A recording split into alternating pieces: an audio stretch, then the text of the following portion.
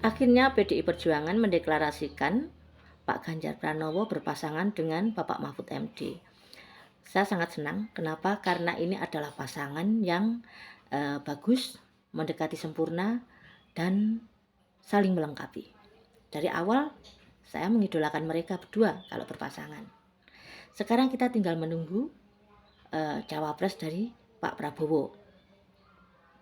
Kalau saya berharap yang dijadikan cawapres, kalau tidak Mas Gibran ya Bapak Erick Thohir. Kenapa? Karena Mas Gibran adalah anak kandung Pak Jokowi, sedangkan Bapak Erick Thohir adalah anak emasnya Pak Jokowi. Saya berharap ada orang-orangnya Pak Jokowi yang bermain di kubu Pak Prabowo. Tonton video saya sampai selesai supaya kalian paham dan tidak salah mengartikan. Gini, di Pilpres 2024 ini kan terjadi 3 pasangan calon yang maju.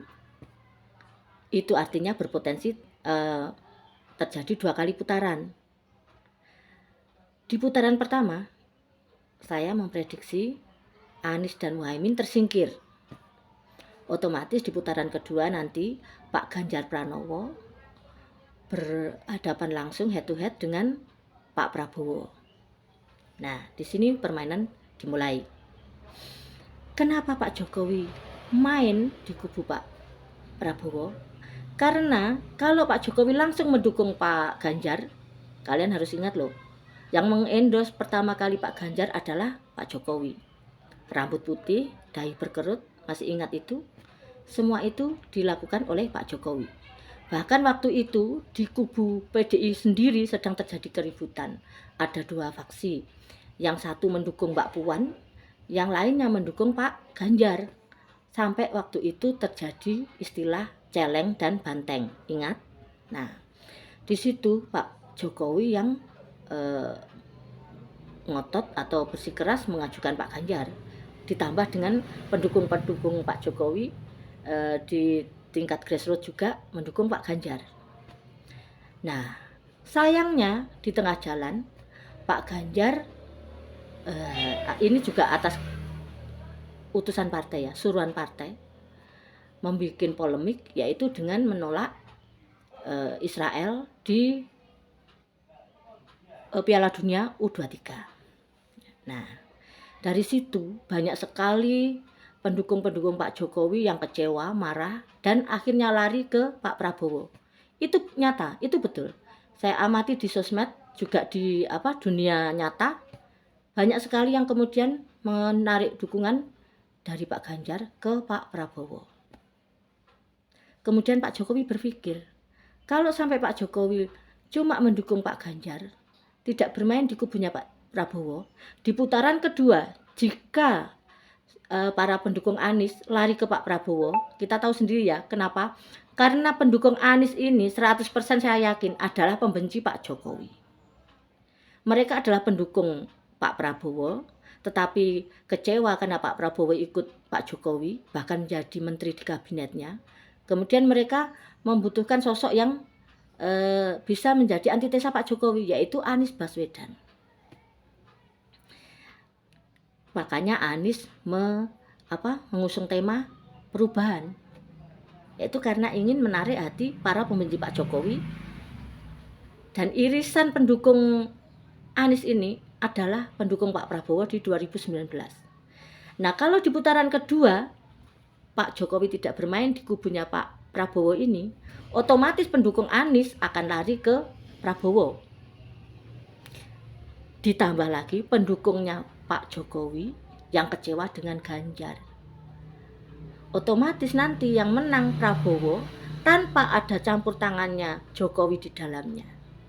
Dan kalian tahu kalau itu terjadi apa akibatnya? Khilafah akan berdiri.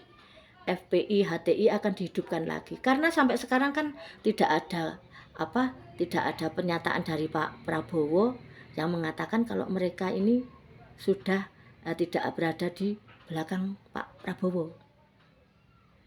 Tapi ketika Pak Jokowi dan orang-orangnya bermain di kubunya Pak Prabowo, otomatis orang-orang seperti HTI, FPI, kemudian kaum radikal itu tidak berani masuk ke Pak Prabowo.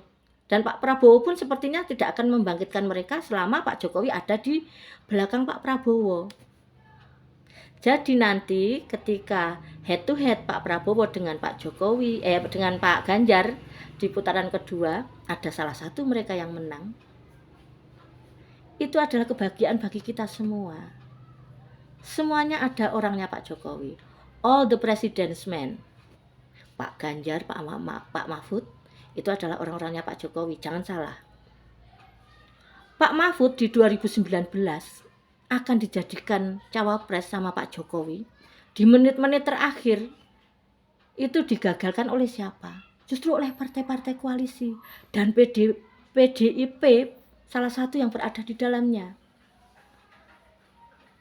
Pak Mahfud gagal bahkan memajukan Pak Amin waktu itu, perhitungan mereka karena Pak Amin Ma'ruf ya, itu lebih kentara ke NU-nya. Jadi partai-partai ini lebih memilih Pak Amin, Ma'ruf Amin. Nah, kalau sekarang Pak Ganjar atau Pak Mahfud yang menang, ini sejarah baru. Cawapres tidak hanya menjadi pendamping, tetapi nanti juga akan ikut bekerja. Ingat, Pak Ganjar dan Pak Mahfud itu orangnya Pak Jokowi loh. Nah, kalau yang menang di kubunya Pak Prabowo, kalian juga jangan khawatir. Ada Mas Gibran atau Pak Erick Thohir atau orang-orang dalam koalisi yang selama ini mendukung Pak Jokowi ada di sana. Otomatis yang diuntungkan siapa? Kita semua. Karena apa? Karena legacy Pak Jokowi, karena visi misi Pak Jokowi untuk kemajuan bangsa dan negara Indonesia akan dilanjutkan. Begitu loh. Jadi jangan seuzon dulu dengan Pak Jokowi. Jangan berburuk sangka dulu dengan Pak Jokowi. Pak Jokowi ini melakukan segala sesuatunya itu untuk bangsa dan negara kita. Percayalah, Pak Jokowi itu orangnya baik, orangnya amanah. Kalau kalian yang sampai saat ini masih meragukan iman politiknya Pak Jokowi, ya berarti kalian itu pendukung abal-abal, bukan militan, belum mengenal pribadi Pak Jokowi. Gitu loh. Jadi Pak Jokowi ini bermain politik, bidak caturnya dimainkan sedemikian rupa sehingga ini bukan untuk Pak Jokowi atau keluarganya. Paham ya? Paham dong. Masa seperti ini aja nggak paham? Denny Siregar harus banyak belajar itu. Jangan cuma bisa muak marah-marah tapi tidak tahu kemana arah permainan Pak Jokowi. Kalau nanti Pak Prabowo, Gibran, Erick atau Pak Ganjar, Pak Mahfud MD yang menang, dua-duanya ini orang-orangnya Pak Jokowi. All the president's men. Otomatis visi misi Pak Jokowi akan dilaksanakan. Apalagi saya dengar ya nanti kalau misalnya kalau Pak Ganjar dan Pak Mahfud menang, ya itu sudah nggak perlu dibahas, itu bagus, sangat bagus. Dua-duanya bisa bekerja dan dua-duanya orangnya Pak Jokowi. Jelas semua visi misi Pak Jokowi akan dilanjutkan. Tetapi kalaupun nanti yang menang Pak Prabowo berpasangan dengan Mas Gibran atau Pak Erick Thohir, itu pun bagus. Karena di situ ada Pak Jokowi dan orang-orangnya yang otomatis akan meneruskan visi misi Pak Jokowi yang jauh ke depan, yang ingin menjadikan Indonesia maju di 2045. Kalian paham ya? Stop membuli Pak Jokowi dan keluarganya. Jangan dengarkan Denny Siregar. Dia itu cuma emosian, baperan. Oke? Salam waras.